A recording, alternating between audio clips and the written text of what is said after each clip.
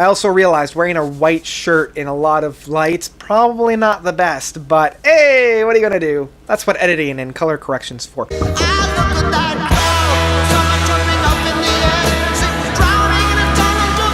Peter Gabriel's first solo release, either known as Peter Gabriel 1 or Peter Gabriel Car. This was when Peter Gabriel had a thing about naming things.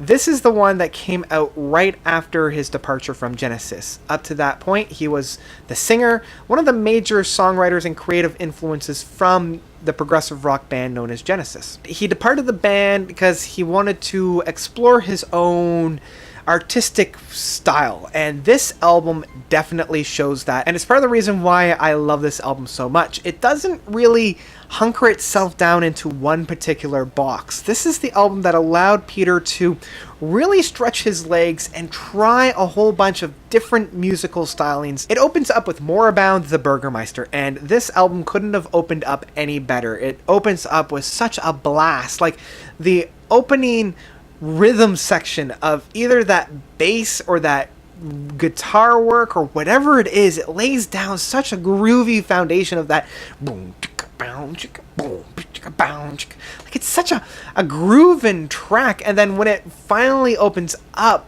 it just hits you so hard with that boom, boom, boom, boom, boom, boom. And it's like he's singing out from a giant concert stadium, and like the whole thing is just providing him with like, yes, more. And it changes very, very rapidly, right? Like, it starts off very slow, very intimate. Peter is singing very softly at you, and then when it opens up, he's like really gushing it out, and then it falls back a little bit more, and then opens up, and then when we get into like that kind of chorus area where it's just like, but I will find out. Like, it sounds like it's almost being played underwater, and I love that effect that's on the voice where it's such a deep sound. Like, it sounds like he sang it regularly and then slowed that right down. Like, the masterwork that they were able to do post work on this, it just blew my mind, and it provided such a great explosion of starting off the album. I will find out.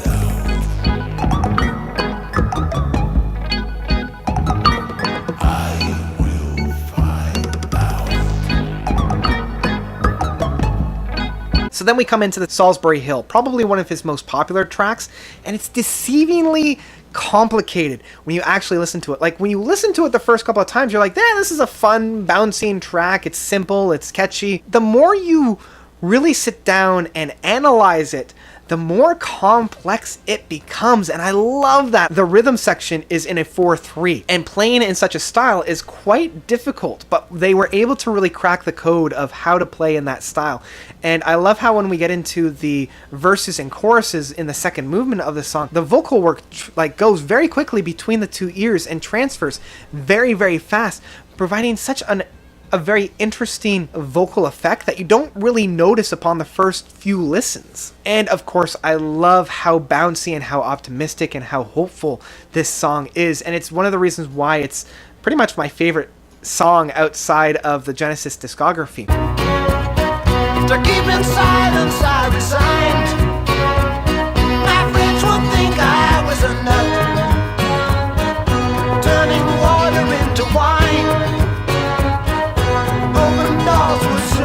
So Modern Love is kind of a little bit of a dip. This is more of a pop presentation. This is Peter trying his hand at more of like a love song by actually talking about love. And this is why I love Peter Gabriel. It's very emotional, but it's never emotional driven. It's much more of an artistic analyzing of what is love and talking about modern love. Excuse me. I friggin' love this track. I love that it's a barbershop quartet. I love that they never really take it 100% seriously, but I enjoy the fact that it works, and this is where he's able to experiment in different styles. I know a lot of people don't quite gravitate to this, but I sure do, and I love every second of it. Excuse me, please. You're standing on my memories, stealing souvenirs.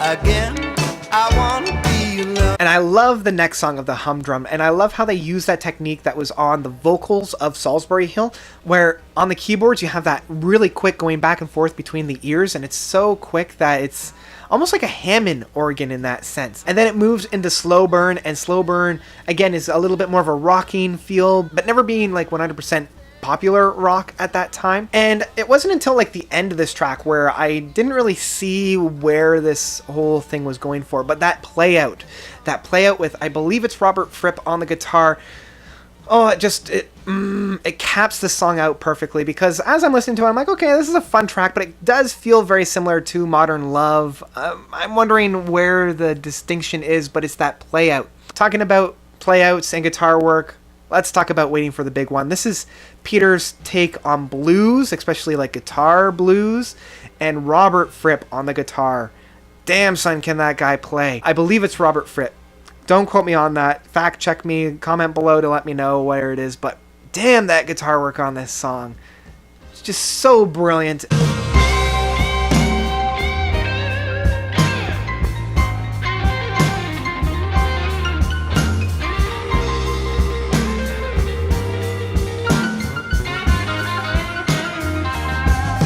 Down the Dolus Vista feels much more of like that workout, that pump-up song, something that like Rocky would work out to. That it has that really like pump and rhythm section. And then finally, Here Comes the Flood.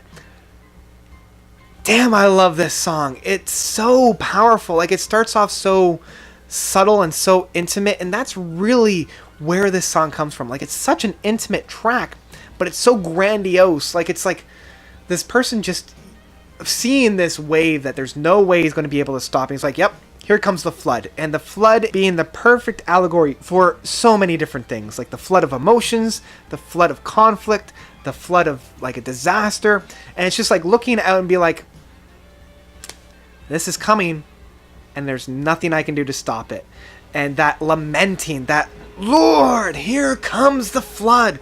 And it's just that outpour of emotion, that grievance, that outlet of emotion. It's just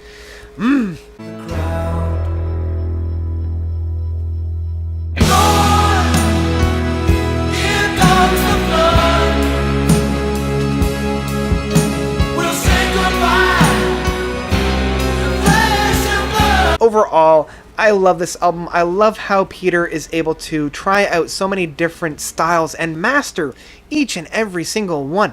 This is one of those albums where if I don't know what I really want to listen to, or if I'm having a hard time deciding what I want to listen to, I'll put this guy on and never be disappointed. I can listen to this album day, night, mid-afternoon, rain, sunshine, typhoon, and always enjoy it. And it's really for that reason, I have to say, the first solo album from Peter Gabriel is a full-on masterpiece.